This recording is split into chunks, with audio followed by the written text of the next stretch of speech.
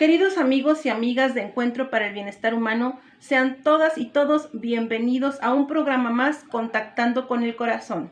El día de hoy le damos la más cordial bienvenida a la licenciada Isabel Zuviría Boiso, licenciada en Pedagogía y licenciada en Psicología egresada de la Universidad Nacional Autónoma de México, especialidad en Psicopedagogía y Psicoterapia, tanatóloga por el Instituto Mexicano de Tanatología, sexóloga educativa, diplomada en capacitación laboral, Premio Nacional Mujeres que Cambian al Mundo 2019. Ha publicado artículos y entrevistas en espacios como Formato 21, Retos Femeninos y Revista H. Es autora del libro Porque yo lo valgo. Ha participado como experta en Radio Fórmula, Radio Centro y TV Azteca. Le damos la más cordial bienvenida a la licenciada Isabel Zuviría. Comenzamos.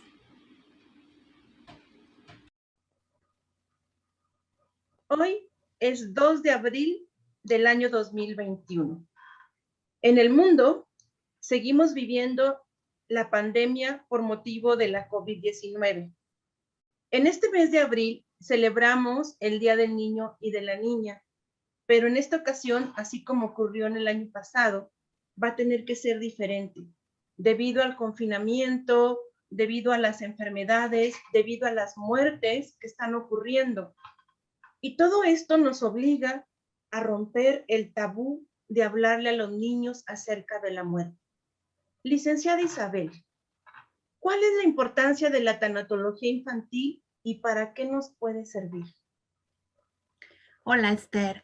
Pues mira, la tanatología infantil es muy importante, nada más, así ahí te va bajita la mano, porque es en la infancia y adolescencia donde aprendemos a enfrentar las pérdidas a lo largo de nuestra vida.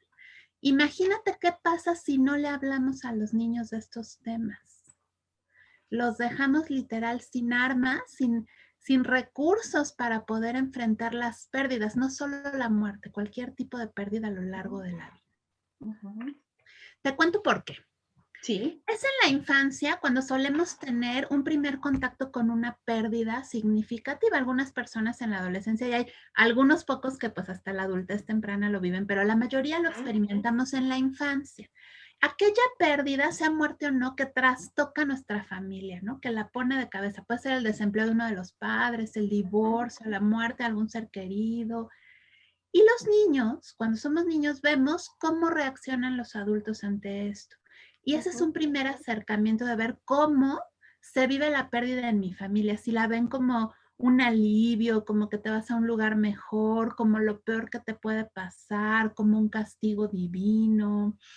Aprenden de si ante esto se llora, te vistes de negro, te vistes de blanco, o no se habla, es un tema que no se toca. Todo esto en nuestro lenguaje no verbal le comunica al niño cómo los adultos que lo rodean viven la pérdida.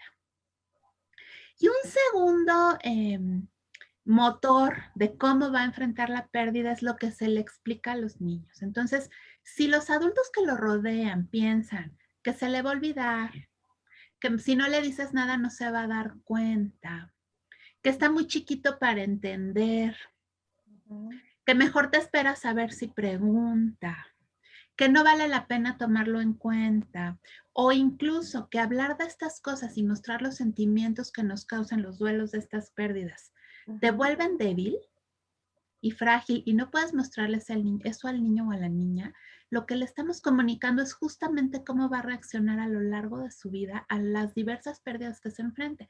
Y pues hay que recordar que la vida es constante cambio, es dinámica y es un cúmulo de pérdidas.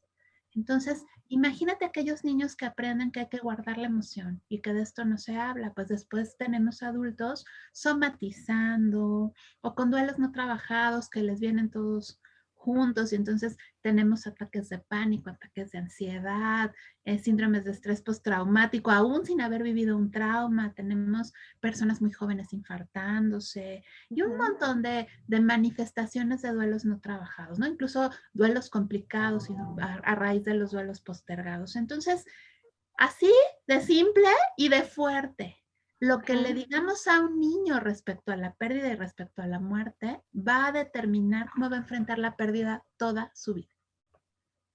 Entonces, por ejemplo, en estos momentos de pandemia, mis que no hay familia ahorita que no tenga un duelo, ¿no? Y ya si no es de un ser amado, de un familiar que estaba en casa, es del vecino, del papá del amiguito, del compañero de trabajo de la mamá, etcétera, etcétera, algún maestro. Bueno, estamos viviendo una situación bien difícil y sobre todo más difícil cuando la pérdida es de un ser amado. Y creo que sin duda es uno de los momentos más complicados en la vida de todo ser humano.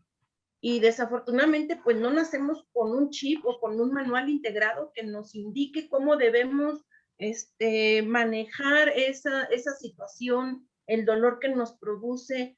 Entonces, la importancia que tiene cómo vivan las pérdidas los niños.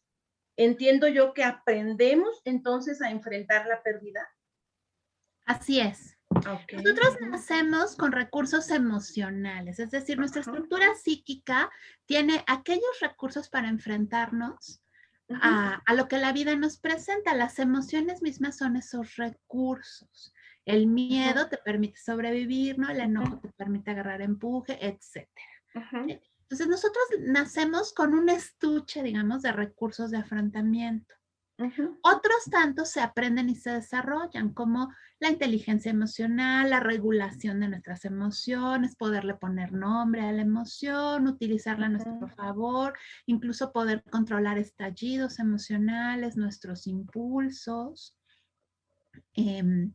Esto también se va aprendiendo. Nuestra autoestima es otro recurso. Si tenemos un pobre autoconcepto de nosotros, nos vamos a derrumbar más fácil porque vamos a sentir que no podemos con eso que se nos está presentando. Si tienes un autoconcepto fuerte de ti, pues vas a ver que puedes lidiar con esto, ¿no? Pero aunado a esto es cómo aprendemos. Esto que nos dicen los adultos y que nos muestran con su ejemplo, cuando enfrentamos una pérdida, se conoce como mito fundante o mito fundacional. Justamente porque fundamenta el cómo el menor va a aprender a enfrentar la pérdida. De ahí que haya familias que ven la muerte como un castigo, como lo peor que te pueda pasar. Y entonces escuchas frases como, eso le pasa por borracho, eso le pasó por delincuente, no se lo buscó por andar a altas horas de la noche. Pareciera que morirte o tener una pérdida fuerte es un castigo. Y vamos a tener familias que, por ejemplo, creen que la muerte es un alivio, ¿no? Ya no está sufriendo, ya pasó a mejor vida, ya está con Dios, ¿no? Pero hay un cúmulo, no es nada más así como blanco y negro, hay un gran abanico de mitos fundantes según las creencias de las familias. Y aquí nos encontramos los que trabajamos como tanatólogos. Muchas veces las parejas no se han puesto de acuerdo sobre cómo va a ser la educación en este tema con los niños. Entonces, cuando se presenta la pérdida, pues hay incluso hasta problemas entre ellos sobre qué se les va a decir, ¿no? No tiene que ver solo con cosas religiosas y espirituales, sino también con las costumbres de la familia. Es decir, desde acostumbramos tener velorios, tener entierros, tener cremaciones, donde se hacen todos los rituales funerarios, ¿no? En templos, se hacen en casa, se va uno al pueblo, se da comida, se invita gente, no se invita. Al final, todas las costumbres requieren un reconocimiento social, que hoy en día estamos padeciendo de esto en el confinamiento. Y todas van cargadas de cierto tinte religioso o espiritual. Pero lo que sí es que vamos a enseñarles a los niños cómo ver la pérdida. Se guardan sus sentimientos, no los expresan, no hablan. Entonces, no hay mitos fundantes buenos ni malos, pero hay una gran variedad. Lo importante es que aquello que le expliquemos a los niños sea algo que les dé recursos para enfrentar la pérdida y no que los deje pues solitos, ¿no? Ahí. Y además hay algo todavía más importante. El niño no tiene el concepto de pérdida y de muerte que tenemos los adultos. Entonces, no entiende todo esto tan abstracto que entiende el adulto. Por lo tanto, requiere un adulto que esté cerca, explicándole qué está pasando, por qué está pasando, qué va a pasar con él, si su vida se va a modificar y si hay rituales funerarios o de otro tipo. Bueno, que le vaya también explicando qué pasa y por qué pasa. De que sea muy importante no guardar silencio respecto a este tema con los niños. Qué interesante, Miss. Y también esto me lleva a preguntarme, ¿y qué pasa con los niños que no se les dice nada? O sea, hay una muerte de un ser querido y todos los adultos andan ocupados en su propio dolor, en sus cuestiones de administrativas, de los trámites, de los cambios que se tienen que hacer en la familia, en los roles y todo esto, y se les olvida que hay un niño de 7, 8 años al que no se le ha dado ninguna explicación. ¿Cómo crece ese niño? Si no tuvo un mito fundante porque hubo una indiferencia hacia su persona en cuanto a explicarle lo que está ocurriendo, ¿qué tipo de adulto va a ser para enfrentar las pérdidas? Bueno, el silencio es un mito fundante también. Y genera personas de dos tipos, o aquellas que evaden tocar el tema y buscan a lo mejor saturarse de trabajo, a lo mejor caer en adicciones, a lo mejor fingir que no pasa nada, o personas que sí lo van a vivir, sí lo van a sufrir, pero no lo expresan. De estas personas que se lo guardan y no hablan jamás de aquello que les está doliendo. Entonces, el silencio también es un mito fundante. Sin embargo, los niños no creas que se quedan en blanco, y menos hoy en día con el acceso tan Sí, fácil que se tiene al Internet. El niño tiene distintas concepciones de la muerte a lo largo de su vida. En un momentito vamos a hablar de eso si quieres. Sí, pero el niño, sí, fíjese. el niño no se va a quedar con las ganas, se va a crear su propia teoría y va a buscar fuentes. Puede ser el internet, puede ser la tele, pueden ser los amiguitos de la escuela. Esto no quiere decir que sus fuentes van a ser confiables y las mejores, pero se va a buscar su propia teoría respecto a lo que está pasando. Lamentablemente, cuando el mito fundante es el silencio, lo que provocamos a corto plazo, porque a largo plazo ya te dije, ¿no? Este tipo de personas se evaden o no expresan. Pero a corto plazo lo que provocamos es que el niño se sienta culpable. Cree que algo hizo para que ocurriera lo que pasó y por eso no está mereciendo una explicación. Una explicación. Sí, esto me lleva a recordar un poquito mi infancia. Le comparto mis que no sé qué edad tendría yo, pero esto me va a dar referencia para la siguiente pregunta. Cuando yo veía las caricaturas y veía que les caía un camión así al personaje de la caricatura y después en la otra escena ya estaba moviéndose como si nada y se disparaban así los protagonistas y al rato andaban como si nada, entonces yo pensaba que la muerte no era dejar de existir, sino que la muerte era no estoy y sí estoy, no estoy y sí estoy. Entonces, ¿cómo ven los niños la muerte? O sea, no recuerdo yo qué edad tenía en ese entonces, pero si tenemos, no sé, 4 o 5 niños de diferentes edades, ¿cómo ven ellos la muerte, Miss? Es muy interesante el concepto de muerte que va teniendo el niño. Los niños chiquitos de alrededor de 1 año de edad ya se dan cuenta de que alguien murió. No conocen este concepto abstracto de el cese de las funciones vitales, no saben qué va a pasar, no les importa si hay vida después de la muerte. Para ellos es simplemente una separación, como cuando alguien sale de un cuarto y vive en esta ansiedad de la separación. Desde luego notan más a las figuras significativas en su vida, sobre todo aquellas que les resuelven necesidades o aquellos adultos con los que viven. Es común, por ejemplo, que un niño tan pequeñito te diga, por ejemplo, si muere el abuelito, abuelo, ¿nota? Ya no está. O sea, es muy clara esta frase. Los pequeñitos lo viven como que ya no está. Esto entre el 1 y los 3 años. Ya sea los 3 años, que ya entran al jardín de niños, ya empiezan a socializar. Hasta los 5, la muerte tiene un tinte fantasioso. Primero que todo es algo que le pasa a los demás, no me pasa a mí. En caso de que me pase a mí, mis papás me protegen contra la muerte. Si ya empiezan a tener claro el concepto de que quien se muere no está y llegan a tener cierto temor de que les pase a sus papás porque pues son los que les cuidan. Pero suelen pensar que la muerte le pasa al otro y tienen este concepto de que la muerte es reversible, tal cual como me lo dices. ¿Por qué? Porque los videojuegos, las películas, las caricaturas te muestran que te mueres hoy y revives en el capítulo siguiente. ¿Qué pasa aquí? Que se generan miedos a que quien murió regrese. ¿Por qué? Porque los mismos videojuegos, las mismas películas, e incluso si llegan a buscar en internet, te muestran esta parte de los zombies, ¿no? Los fantasmas, no faltan los amiguitos que te cuentan del aparecido, ¿no? Sí, sí. Aunque estén muy chiquitos, se llega a dar esto sobre todo por el contacto en medios de comunicación. Entonces, ¿qué tenemos? Niños que no quieren quedarse solitos, estar con la luz apagada, etcétera, o te aseguran que quien murió va a regresar. Ahorita que lleguemos a hablar de qué se les debe decir y qué no, vamos a entender qué no decir y sobre todo a qué edades y qué podemos causar. Entonces, bueno, hacia los 5 años, entre los 3 y los 5, tienen este concepto fantasioso y de que la muerte es reversible. Les cuesta muchísimo entender que quien murió no va a regresar. Hacia los 6 años ya pueden comprender que la muerte sucede por una causa orgánica, es decir, que ellos no tienen la culpa y hay una parte del cuerpo que deja de funcionar. Ya pueden comprender que la muerte es irreversible, es decir, que quien murió no va a Ya regresar. no va a regresar.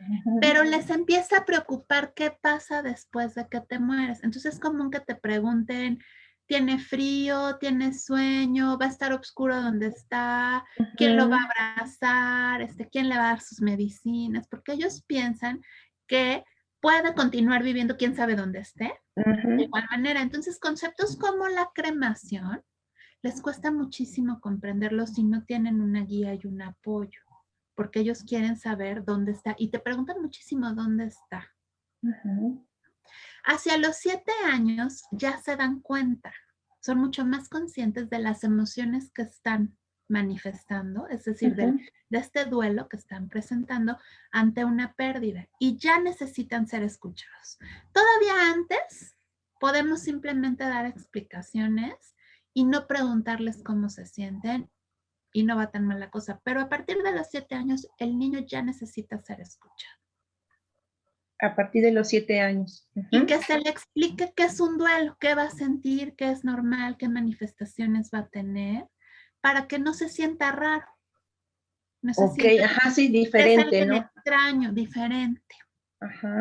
Hacia los 8 años ya tienen conciencia del bien y el mal, empieza esta conciencia moral y ya les preocupa esta parte como del cielo y el infierno, ¿no? ¿Qué pasa si te mueres y fuiste malo? ¿Qué pasa si te mueres y fuiste bueno? Si hay que a lo mejor hacer oración por los que se murieron para que estén bien. Ya este concepto incluso de vida después de la muerte en un sentido más trascendental les empieza. Ya lo comprenden.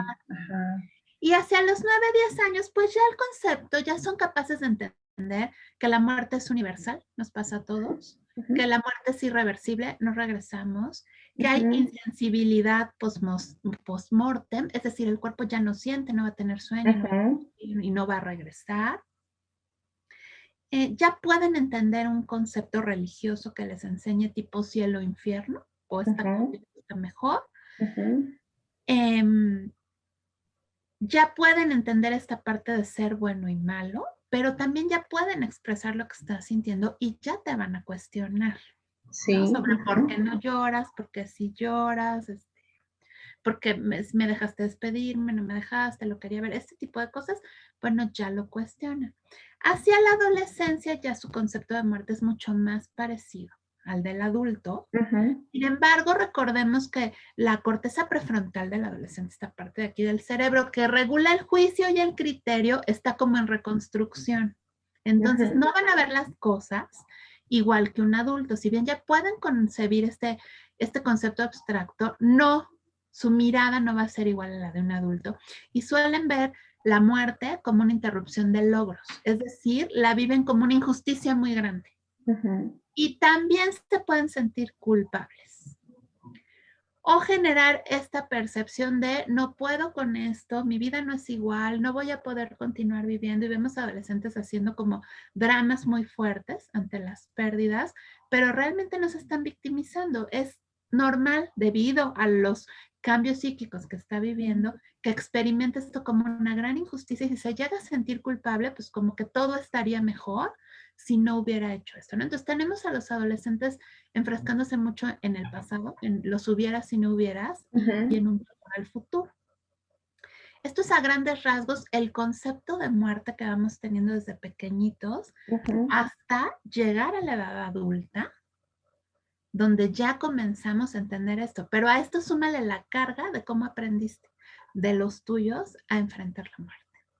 Qué importante, Miss, qué importante la evolución que se va teniendo en cuestión de semántica y en cuestión de conceptos para abordar este tema con los niños, porque tenemos que estar conscientes de la capacidad cognitiva para que puedan comprender lo que les estamos diciendo. Y ciertamente los niños razonan de una manera muy rápida, ¿no? Y no se complican en hacer deducciones y todo esto. Pero, sin embargo, esto no resta que ellos no se vayan a enfrentar o no se estén enfrentando a las enfermedades, a que papá y mamá se divorciaron, a que nos tenemos que cambiar de casa y obvio me tienen que cambiar de escuela porque nos queda muy lejos y ya perdí la amistad que tenía con mis amiguitos acá.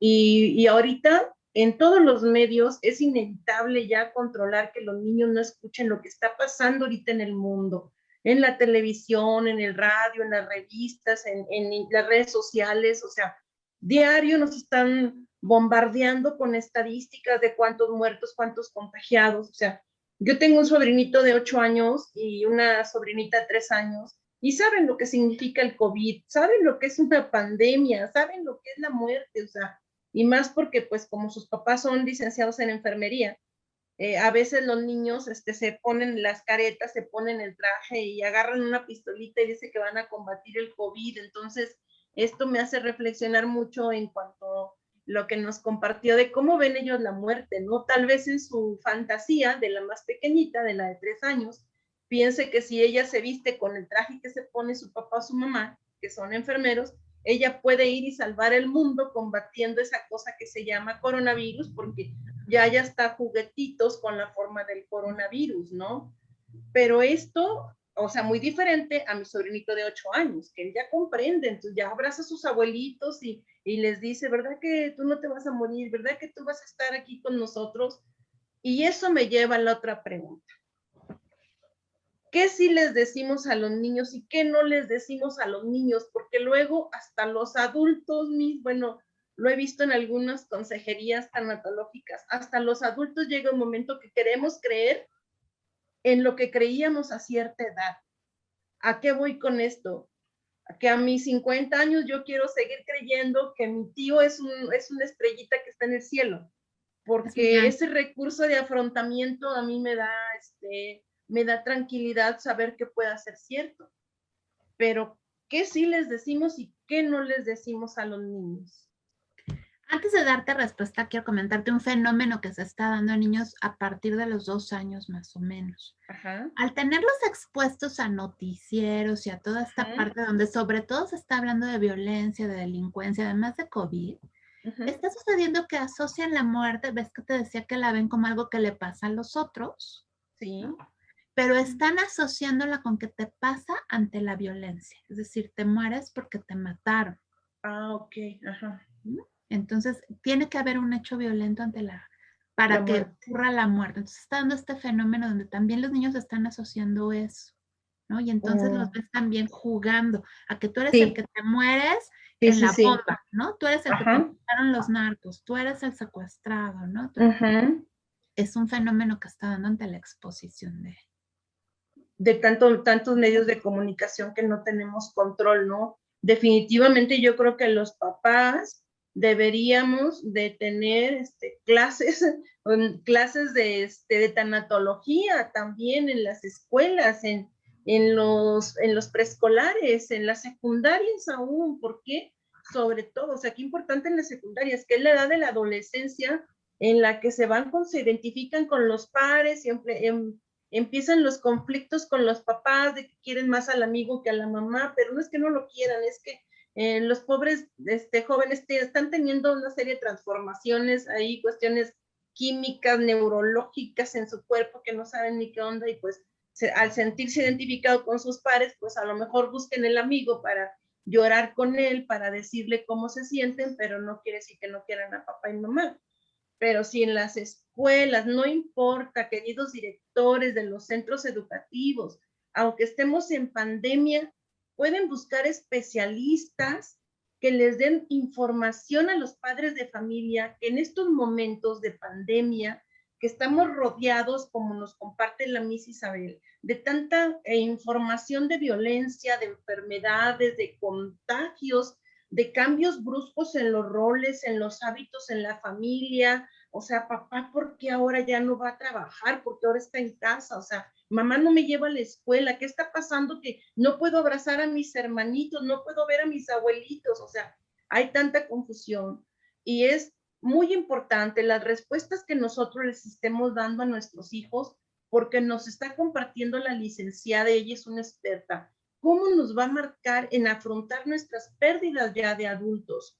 Queridos maestros, queridos directores de las escuelas, busquen especialistas, llévenles a los padres de familia información oportuna, información muy valiosa. Los niños que tienen ustedes ahí en sus instituciones son los adultos del mañana.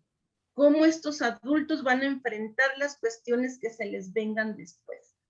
Entonces, esto me lleva a mí a otra duda. Nosotros sabemos que ahorita, por la cuestión que estamos viviendo, los rituales se están haciendo de una manera muy diferente. Antes moría abuelito, moría el tío, ¿y qué hacíamos? Llegaban las vecinas, los amigos, los demás familiares, nos abrazábamos, llorábamos juntos, nos veíamos, nos quedábamos en casa de los familiares 3 días, una semana acompañándonos. Llegaban las flores, llegaba el cafecito, el panecito para compartir. Y ahora, pandemia, 2020, 2021, ni siquiera te puedes despedir de tu familiar. Y esto me lleva a 2 preguntas, licenciada Isabel. Se recomienda que los niños, que los pequeños asistan a los funerales, y cómo manejar el hecho de que le vamos a decir al niño o a la niña que abuelito o que tío o que primo ya no va a estar más, pero el niño no tuvo una despedida con su ser amado. ¿Cómo lo manejamos?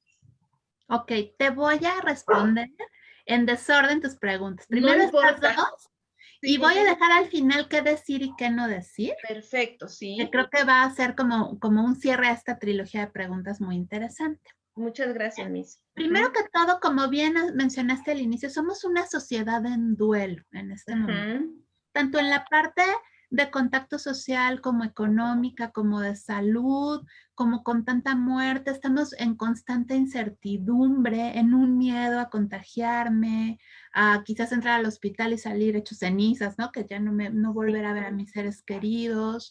Te decía hace rato que esta parte del dolor por la pérdida requiere la validación social. Por eso nos vestimos de negro, por eso los rituales. Requerimos de algún modo que el otro valide nuestro dolor y lo reconozca. ¿Por qué? Porque esto nos ayuda a aceptar la pérdida. Al no poder haber este contacto social, sobre todo en nuestro país y en toda Latinoamérica, que somos tan apapachones, tan de contacto físico, al no poderse dar, estamos careciendo como de esta parte que nos daba permiso implícito de estar en duelo, que nos reconocía para arrancar. Entonces, ¿qué se está generando? Que este tipo de duelos que estamos viviendo ahorita tengan características de duelos traumáticos, que se desprenden de muertes traumáticas. ¿Cuáles son estas características?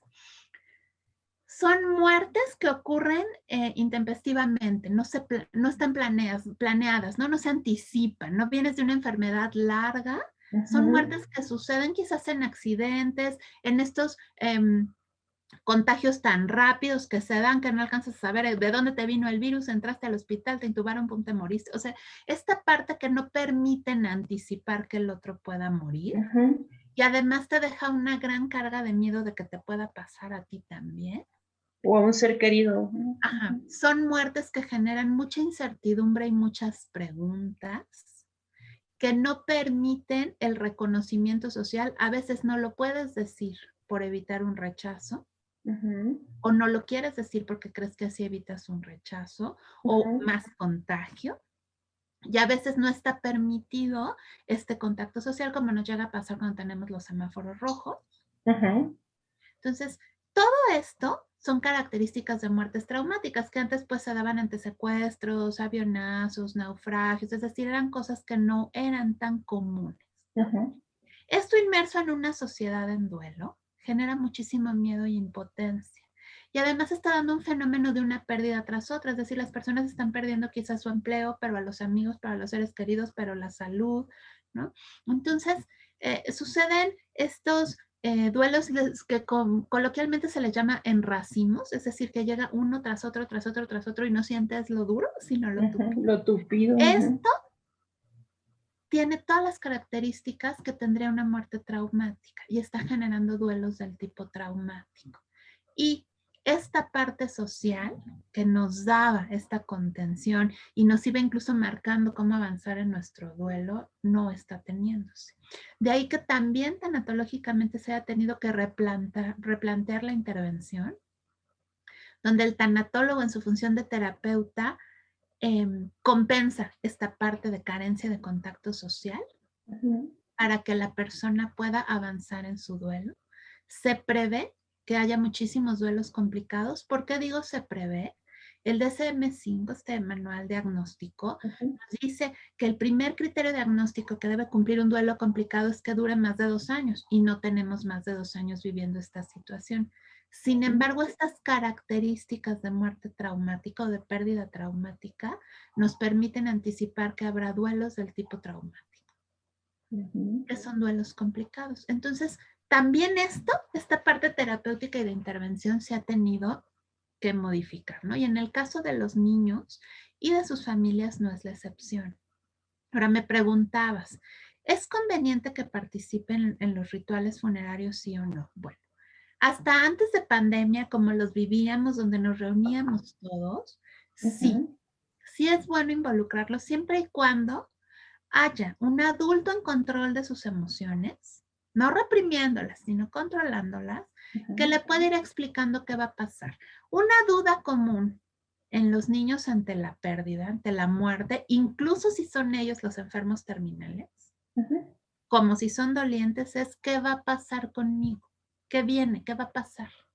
Entonces, es importante ante un ritual funerario irle explicando, mira, todos se van a vestir de negro, a lo mejor ves que lloren, se van a reunir, ¿no?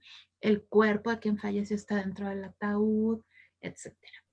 Ante la pandemia no estamos pudiendo tener esto. O los vemos a través de plataformas como esta, o hay un aforo restringido, las mismas medidas de seguridad no permiten entrar menores de edad, entonces se está coartando esta parte. Para eso hay estrategias que ahorita te hablaré un poco de qué hacer. En cuanto a ver el cadáver, no se recomienda. Hasta hace unos años era una estrategia de sacar a las personas como del shock de la pérdida, de la negación, enfrentarlos a ver el cadáver, y los niños no eran excepción. Bueno, hoy en día no se recomienda porque estas escenas del cuerpo inerte durante el proceso de duelo vienen a manera de flashback y les complican el duelo, les hacen más difícil, sobre todo en esta edad fantasiosa, porque imagínate que crean que quien murió va a regresar.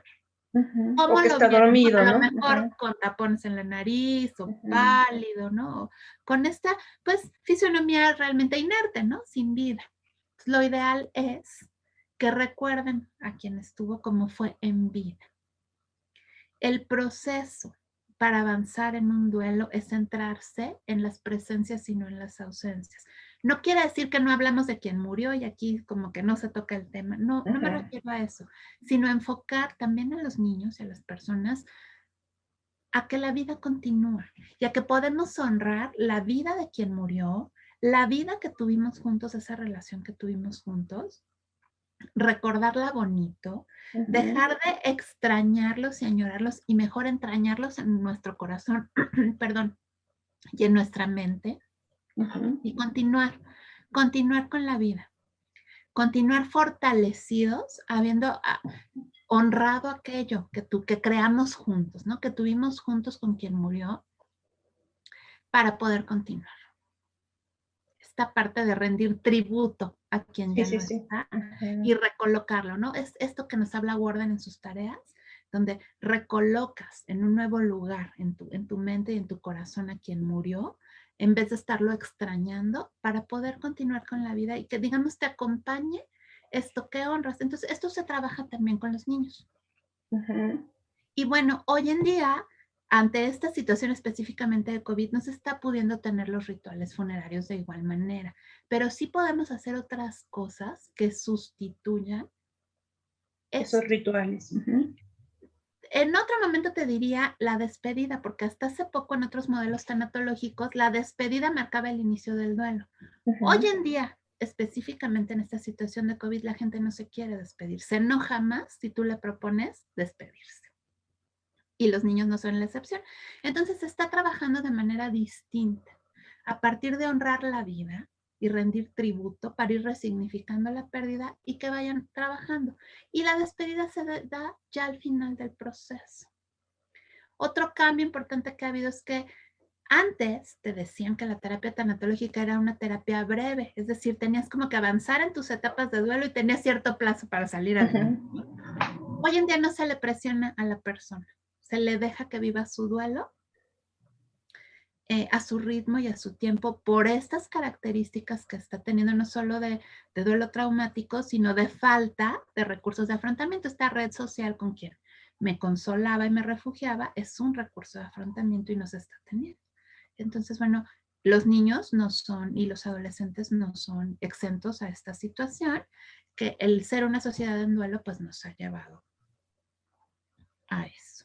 Sí, y ciertamente tocó puntos bien humanos y bien importantes, porque ciertamente si la tanatología se ha tenido que adaptar también, así como muchas cosas en la vida, en el mundo, por lo que está sucediendo realmente con la pandemia, los acompañamientos y las consejerías y los apoyos tanatológicos también los hemos tenido que adaptar. Por ejemplo, antes, yo me pedían informes como tanatóloga y yo decía, pues 1 hora, así, así, así. Ahorita por la pandemia, yo solamente como los militares. Tengo hora de entrada, pero no tengo hora de salida. ¿Por qué? Porque la situación ya es diferente. Otra cosa que he observado, dos cosas importantes que he observado, es que ya no te piden que vayas a atender a una sola persona en la familia. Aquí realmente lo que estoy yo notando es que tienes que atender a todos los miembros de la familia. Entonces, sí, en una ocasión me llevé más de 2 horas 20 porque eran 3 personas al mismo tiempo y no podemos negociar cuando el corazón está vulnerable, ¿no? Entonces, también como tanatólogos, también nos hemos tenido que adaptar a estas circunstancias cuando prestamos nuestros servicios. Y ciertamente tocó una característica del duelo, Miss Isabel, que yo se la aplaudo porque lo acabo de mencionar hace poquito, no me acuerdo si fue en una entrevista, fue en una clase, pero me atrevo a asegurar que la característica que está prevaleciendo en los dolientes es el enojo. Es el enojo y están enojados realmente con Dios. Por eso ayer, ayer no, el día 27 compartí un video en vivo donde hice una reflexión referente a que están enojados con Dios realmente y eran personas bien espirituales, fuertemente religiosas, pero al perder al hijo, al perder al esposo, al perder a la mamá, están enojados con Dios. Entonces, es más complicado para nosotros en nuestra labor porque también nosotros tenemos que ser un poco más flexibles, ser un poco más adaptables, ¿no? A las circunstancias. Pero hay algo bien importante. Es muy raro en mi poca experiencia que tengo como tanatóloga, desde el 2016 para acá, pues es poquito tiempo. Tengo contadas las ocasiones en que me han pedido intervención para trabajar con niños. A mí se me rompe el corazón, o sea, realmente será porque soy muy maternal o porque también, pues mis hijos en ese entonces estaban más pequeñitos, ahorita ya son unos adultos. Tal vez ahí yo veía a mis hijos, pero a mí se me rompe el corazón trabajar con niños. Y siento, usted por favor corríjame, que en la familia hay un duelo y por lo general nos preocupamos. Bueno, pues sabemos que por nuestras características de personalidad vamos a reaccionar de manera diferente ante el duelo, ¿no? Pero pues por ahí no falta el familiar que es histriónico, la tía que es muy narcisista, aquel que tiene TLP, entonces todos los adultos estamos reaccionando y manifestando el duelo. Y el niño muchas veces no sabe cómo reaccionar porque está aprendiendo a vivir una pérdida y también está aprendiendo a tener recursos para afrontarlos. Pero, ¿qué manifestaciones nos puede dar un niño? ¿Cómo expresa su duelo? Ok, ¿Cómo mira, podemos decir, es que está en duelo, por eso está comportándose de tal o cual manera? estamos teniendo 4 manifestaciones o 4 elementos que presentan las personas a todas edades en este momento. El enojo, como bien mencionaste, es la primera. Ujú, La culpa, sí, el miedo y la percepción de soledad, aunque no estés solo, de que me dejaron solo con todo o tengo que lidiar con todo. Y esto lo ujú, estamos viendo desde niños hasta adultos mayores. ujú, Ahora, las manifestaciones que va a tener un niño y un adolescente ante el duelo son de diversos tipos. El duelo trastoca todas las esferas de su vida, es decir, vamos a tener manifestaciones físicas como dolores de cabeza, mareos, dolores de estómago, dolores musculares, que se digan fatigados, pueden incluso replicar dolores que pudiera tener la persona que murió, ujú, pueden referir falta de aire, ¿no? Esta sensación de ahogo, por ujú, ejemplo. Vamos a tener reacciones emocionales como la tristeza, el enojo, pueden estar ensimismados, pueden volverse hiperactivos, aunque esta ya es una reacción más conductual que emocional. Una característica que hace diferente el duelo de los niños al de los adultos es que el adulto manifiesta ciertas sensaciones por bloques de días. El niño va a tener varias manifestaciones durante un día. Es muy cansado lidiar con un niño en duelo porque te va a tener todas las emociones y todas las emociones ujú. en un día. Y puede tener estallidos. De ahí que los adultos que están a su cargo muchas veces hasta los regañen, ¿no? Como si fueran niños mal Sí, portados. ajá. ¿Qué otras manifestaciones podemos tener? Por ejemplo, conductuales, problemas de aprendizaje, que tengan regresiones en el control de esfínteres, Ujú, pesadillas nocturnas, insomnio o hipersomnia, que coman de más o coman menos, que se vuelvan contestones. ujú, Algunos niños reaccionan volviéndose burlones y sarcásticos, pueden volverse hiperactivos o ensimismados, pueden volverse muy dependientes de alguien o por el contrario, desapegarse por completo para no volver a sentir el dolor de quien ujú, murió. Vamos a tener manifestaciones espirituales también, desde los que se enojen con la vida, con Dios, con lo que crean, los que lo cuestionen, hasta los que caigan en un exceso, ¿no? De oración, un exceso de refugio. Todo esto tiene que ver con lo que están aprendiendo de los adultos, pero puedes ver todo lo que trastoca todas las ujú. esferas de la vida del niño. Y si además no hablamos con ellos o no les decimos lo adecuado según la edad, imagínate un niño presentando insomnio y pesadillas nocturnas y que además piense que quien murió va a regresar, ¿no? Qué A veces complicado, qué lo difícil. que decimos o no decimos puede marcar la diferencia en cómo vive su duelo. Y de aquí me voy a agarrar para decirte ahora sí qué debemos decirles y qué no. Te voy a Ajá. compartir una diapositiva. Sí, Miss, claro que sí. Tú me dices si ahí está ya viéndose. Sí, sí, ya. Estas Ujú, 4 frases, entre otras, es muy importante que no las digamos y te voy a decir por qué. ujú, Es común que a los niños se les diga que quien murió se ha ido a un viaje largo.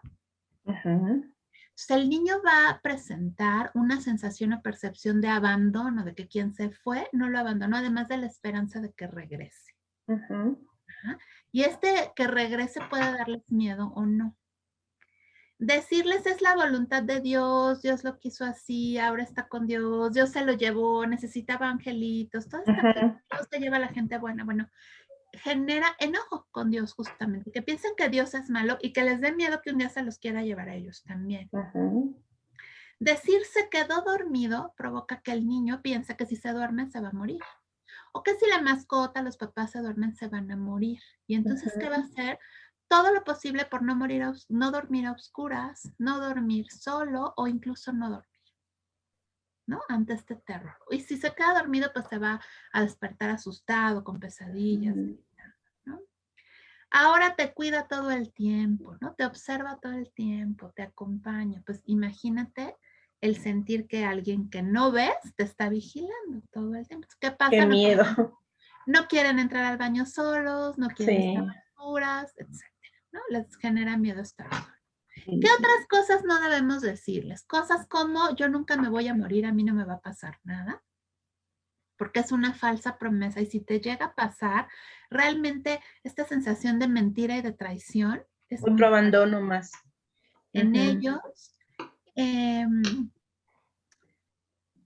Decirles, aquí sufría mucho y allá ya está mejor, porque genera esta también sensación de abandono y de que quizás yo tuve la culpa y allá donde no está conmigo, entonces está mejor. Ujú. Y a grandes rasgos son estas las frases que no debemos decirle a los niños, ¿no? Ahora es una estrellita, ahora eso genera una fantasía que llega a un punto, porque ellos todo el tiempo están pensando en esto, que no pueden Ajá. comprender. Entonces, ¿qué sí debemos decirle? ¿Qué se recomienda? Primero que todo, hay que darle la noticia al niño de la muerte del ser querido lo antes posible. Hay familias que se esperan hasta que pasaran los rituales funerarios, hasta que por ahí, ¿no? Sí, sí, sí. Se acuerdan que está el niño un mes después y le cuentan. No, hay que hacerlo lo antes posible. Que sea una persona emocionalmente cercana al niño.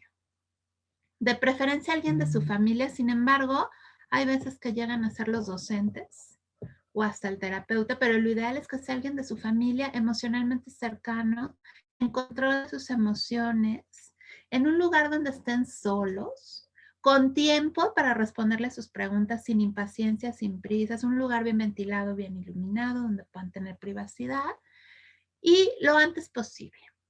No hay que utilizar eufemismos tipo se durmió, se fue, partió, porque los niños lo toman todo literal y los confundimos. No hay que tener miedo a verbalizar la palabra muerte. De hecho, alivia poder decir murió, la palabra muerte, y que ellos también lo digan. Antes de darle la noticia hay que explorar qué tanto sabe el niño. Por ejemplo, ¿recuerdas que la abuelita estaba enferma? Sí, ¿qué sabes de eso? No, pues estaba en el hospital, estaba grave, le daban medicinas, le dolía, y gradualmente irlo llevando hasta el se murió. Si hay manera de anticipar el duelo, hablarle de lo que es la muerte desde antes.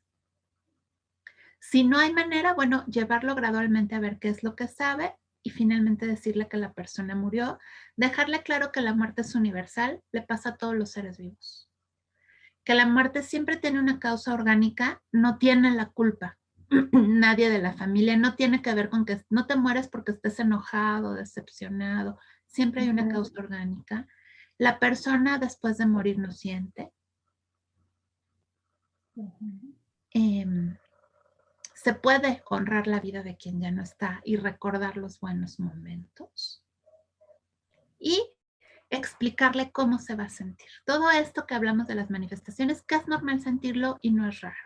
Y si te permites mostrarte vulnerable, es decir, que te vea llorar, que te vea afligido, esto no es ser débil ni ser frágil, es ser vulnerable. Además, le vas a estar enseñando no solo que las emociones tienen un nombre, sino que se expresan y que Ujú. son normales. Entonces, qué importante también las pautas psicoeducativas, ¿no? En los niños.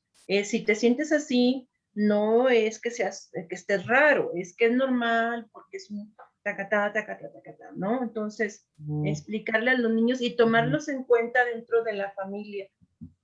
Una última pregunta, Miss. No, no me quiero quedar con esa duda y sobre todo no quiero desaprovechar el lujo de tener una gran experta y tan linda que nos contesta con toda la paciencia del mundo. ¿Qué pasa o qué me está diciendo un pequeñito que es quien consuela al adulto en lugar de que el adulto contenga al niño? Porque luego pasa que el niño es el que le dice a la mamá, mira mamá, esto va a pasar, tú vas a estar bien, es normal que te sientas así, y la mamá es la que muestra esa necesidad de contención. ¿De qué estamos hablando ahí, Miss? Y ese niño, ¿cómo le va a afectar tener que haber sido el adulto sin serlo cuando pase el tiempo? Qué importante esto que me preguntas, te lo agradezco porque es sumamente importante. Sucede muchísimo, sobre todo cuando uno de los padres muere. El Ajá. progenitor que sobrevive suele decirle al hijo, ahora eres el hombre de la Sí, casa o la sí. mujercita de la casa, incluso compartirle decisiones y justificaciones o participa de la decisión y les robamos la niñez. Ajá. Los subimos a un nivel de adulto, a veces hasta los colocan en lugar de pareja.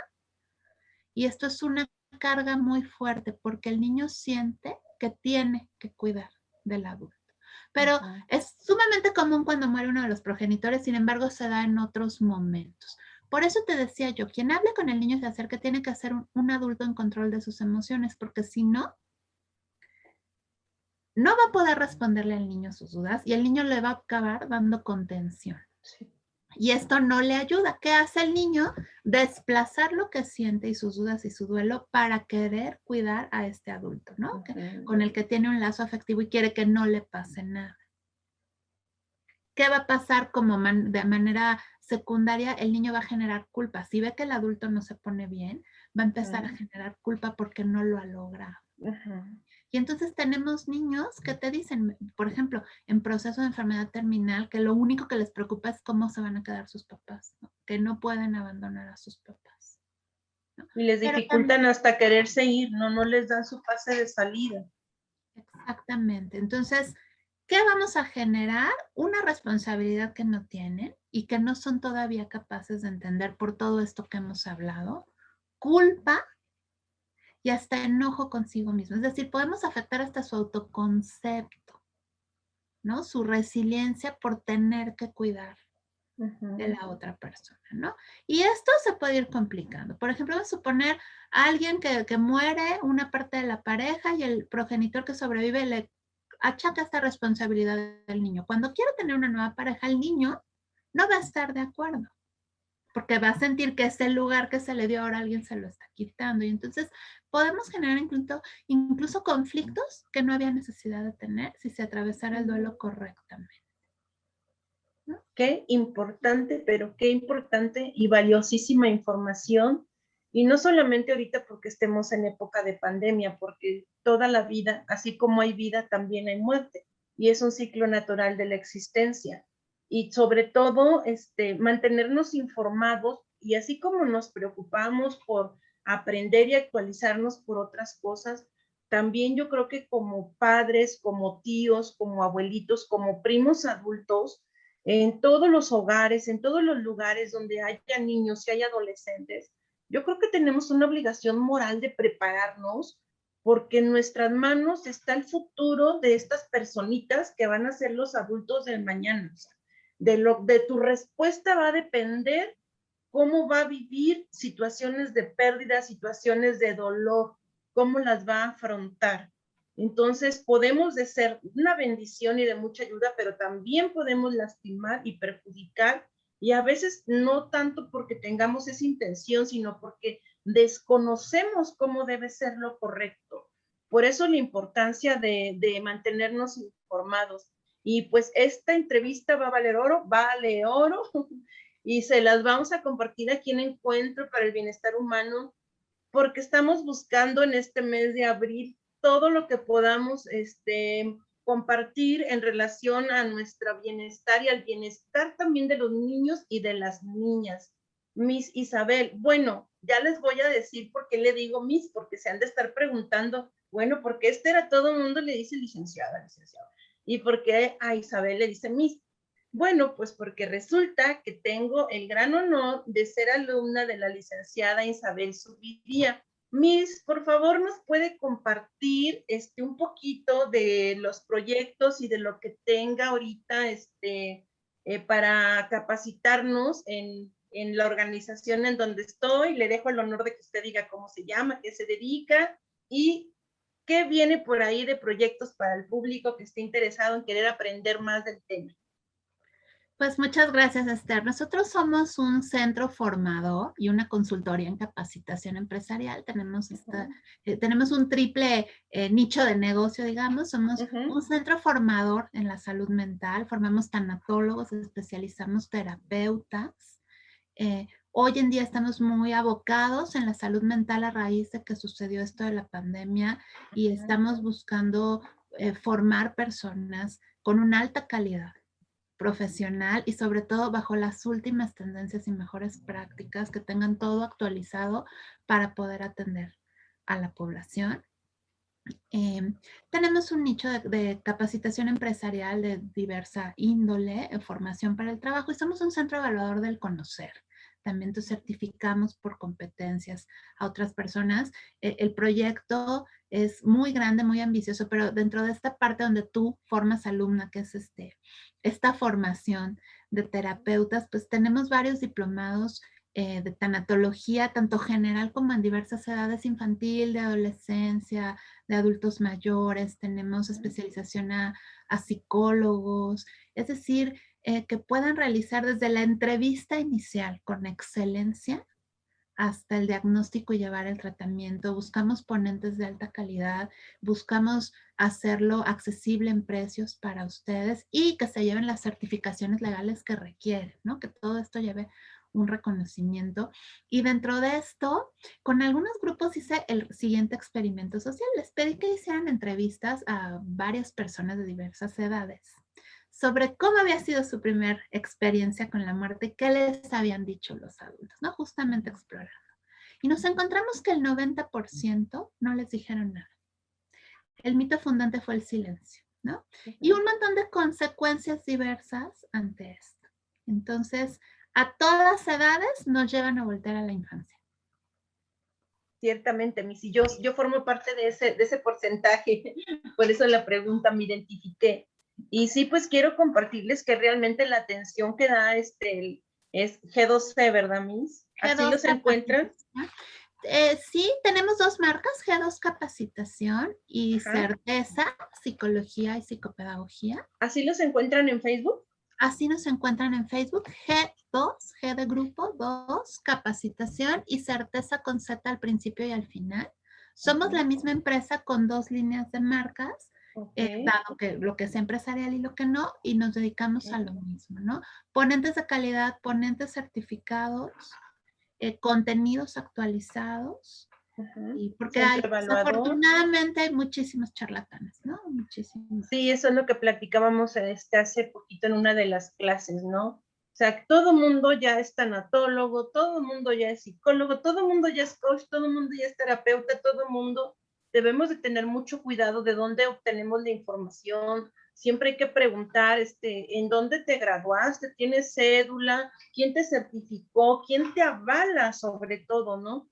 Y pues realmente yo soy alumna de G12 y quiero compartirles que estoy feliz, estoy muy satisfecha, mis expectativas están superadas, mucho profesionalismo, mucha comprensión, mucha flexibilidad, mucha calidez humana y sobre todo tienen un plan estructurado de enseñanza, porque no están improvisando una capacitación, hay un programa previo con anticipación, hay una explicación de lo que se va a hacer, tenemos el contenido digital y lo tenemos con las bases científicas de los autores y todo lo que tenemos, lo que tienes que tener para que tú te sientas que estás en buenas manos, que estás en profesionales. Yo lo recomiendo ampliamente, estoy haciendo con ellos la especialidad en tanatología geriátrica, ven que me apasiona la geriatría, y pues se los recomiendo. Cualquier duda, busquen en Facebook así, G2 Capacitación. Ajá.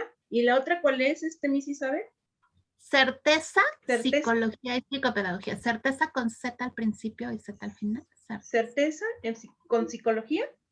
Ajá, Psicología y Pedagogía. Pero buscan certeza y les Certeza y aparece. ahí aparecen luego. Pues Somos queridos empresas amigos. hermanas. Perfecto, son de la misma mamá. Somos Isabel, ¿algún mensaje para cerrar el programa de hoy? ¿Algún mensaje que quieras compartirnos en torno a este tema tan interesante que nos acabas de dar referente a la muerte de los niños? ¿Algún consejo que le quieras dar a los papás o alguna frase bonita que quieras que los papás les digan a los niños en torno a la muerte? Los micrófonos son tuyos. Pues muchas gracias. Primero que todo, quiero que recordemos todos que el hecho de que el niño no sabe, no se da cuenta, no va a preguntar, no hay que explicarle, o que si hablo de esto atraigo la muerte, es un mito.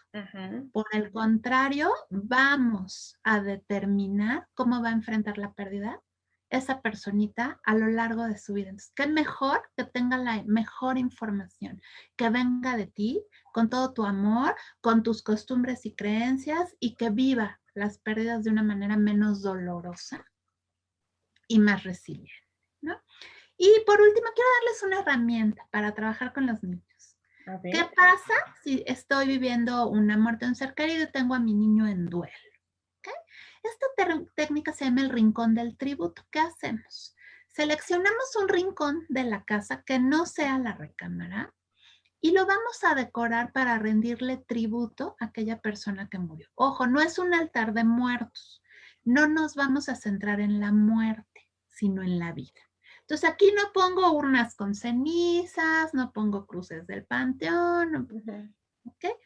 Pongo objetos que me recuerden a la persona en vida y le pido al niño o a cada miembro de la familia, incluido el niño, que pongan un objeto que les recuerde la relación que en vida tuvieron con quien murió.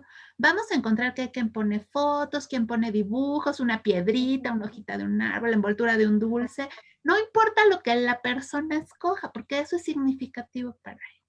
Ya que colocamos esos objetos, incluso puede haber alguna prenda de la persona, lo que nos recuerda la vida. Vamos a recordar cada quien 3 momentos significativos, bonitos y se puede hasta divertidos que vivimos con esa persona. ¿Qué vamos a hacer? Enfocarnos en la presencia y no en la ausencia, en la vida.